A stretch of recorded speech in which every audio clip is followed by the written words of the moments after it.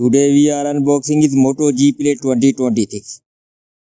Inside the box, you will typically find the phone, a USB-C cable, and essential documentation. The phone feels more premium thanks to a new clean vegan leather back finish. It looks and feels good in the end. It features an IPS LCD touchscreen display with large 6.7 inches screen size and resolution 720 pixels and 120 Hz refresh rate. It's powered by the MediaTek Dimensity 6300 chipset with 2.4 GHz octa-core CPU.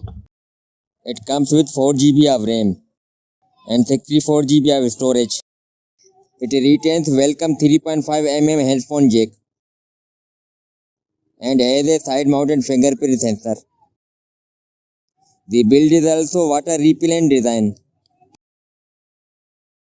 The massive 5200 mAh battery. It's run on Android 16 operating system with Motorola's clean gesture-filled customizations. The rear camera setup is a single 32 megapixel main sensor, and the 8 megapixel front camera is decent for the price. It's an unbeatable value at around $175. That's all for now. Guys, subscribe my channel for more latest videos. Thanks.